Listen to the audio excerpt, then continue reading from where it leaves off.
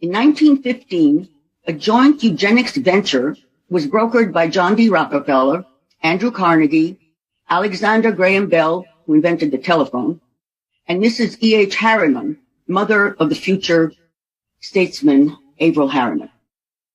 They had already consolidated their monopolies in oil, railway, steel, and the banking industries. So at this point, they sought to preserve their vast wealth and advance their interests by investing in methods to control and reduce populations. The goal of eugenics was and is to eliminate people whom the elite deemed inferior genetic material. They funded a massive lobbying campaign for the enactment of laws to sterilize those whom they deemed unfit. Sterilization laws were first enacted in 28 states in the United States. Their objective was to sterilize 10% of the American population, that was 15 million Americans. This was to be accomplished under the guise of improving public health and the human race. U.S. sterilization laws served as the model for the Nazi racial hygiene laws. For over a century, the Rockefellers have continued to be the largest financial backers and drivers of eugenics and the depopulation agenda. So this is what mostly I want to talk about, the 1918 Spanish influenza. It's estimated that it killed between 50 and 100 million people worldwide. This catastrophic pandemic has been encased in a false narrative for over a century. An examination of the facts reveals a plethora of similarities between that false narrative of the pandemic in 1918 and the 2020 coronavirus pandemic. The 1918 pandemic did not emanate from Spain. It was not a flu, nor was it caused by a virus. By misidentifying it as influenza from Spain helped to conceal the true nature and origin. In 1918, as the United States entered World War I, the military was expanded to 6 million men, of whom 2 million were sent to the battlefields of Europe. Scientists at the Rockefeller Institute for Medical Research, now the Rockefeller University, seized the opportunity to test an experimental vaccine on this now new available pool of human guinea pigs. Few people realize that disease killed far more soldiers on all sides than machine guns and mustard gas or anything else associated with World War I. In January 1918, an experimental meningitis vaccine made from the pus of horses was tested on soldiers. Dr. Frederick Gates, board president of the Rockefeller Institute and trustee of Rockefeller Foundation, began the experiment at Fort Riley, Kansas in January 1918. In his 1918 published report, he notes that the vaccine was given in 3 random spitball doses. Not exactly accurate. 4,792 men received the first dose. 4,257 got the second dose. And only 3,702 received all 3 doses.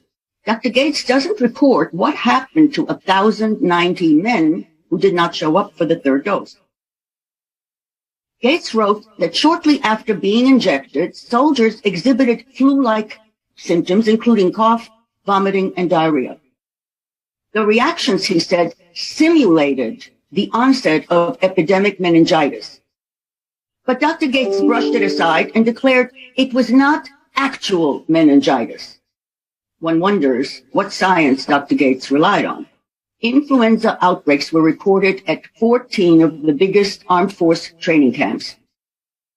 Recovered troops carried and transmitted the infection to healthy soldiers in the battlefields of Europe. A 2008 report surveyed worldwide fatality and mortality rates during the pandemic. They described how bacteria rapidly spread from infected people to others, particularly in crowded settings, such as hospital wards, military camp barracks, troop ships, and mines. Now, further evidence was obtained from something like 9,000 autopsies worldwide. The autopsies proved that the 1918 flu was not a flu. According to the autopsy lung cultures, bacterial pneumonia killed at least 92.7%. When World War I ended on November 11th, 1918, soldiers returned to their home, spreading the killer bacterial pneumonia worldwide. One of the most important eyewitnesses was Dr. Eleanor McBean. She witnessed the human carnage at the age of 13. She and her African-American family did not get vaccinated. They remained healthy throughout the pandemic. She became a doctor and authored several books, including The Poisoned Needle, 1957, Vaccination, the Silent Killer, 1977, and Swine Flu Expose, 1977. She provided very vivid descriptions. I'll read a little bit. When the flu was at its peak, all the stores were closed, as well as the schools, businesses, even the hospital, as the doctors and nurses had been vaccinated and were down with the flu. No one was on the streets. It was like a ghost town. We seemed to be the only family which didn't get the flu. So my parents went from house to house, doing what they could to look after the sick, as it was impossible to get a doctor. If it were possible for germs, bacteria, virus, or bacilli to cause disease, they had plenty of opportunity to attack my parents when they were spending so many hours a day in the sick rooms. But they didn't get the flu, and they didn't bring home germs to attack us children. None of our family had the flu, not even a sniffle. And it was in the winter with deep snow on the ground. Dr. McBean identified the experimental bacterial meningitis vaccine as the primary culprit. She wrote that only those who were vaccinated perished. Sound familiar? It does. Can such a vaccine-generated catastrophe happen again? No. I think it needs to be really, this example is, I believe, extremely important, given the players. Okay, number 7. In 2018, PBS, that's public broadcasting, aired a documentary, The First Wave. The documentary fills in some of the gaps that Dr. Gates failed to disclose. We learned that by March 11th, the Fort Riley camp surgeon was confronted with the first wave of the pandemic. 100 men a day were entering the infirmary with the same malady.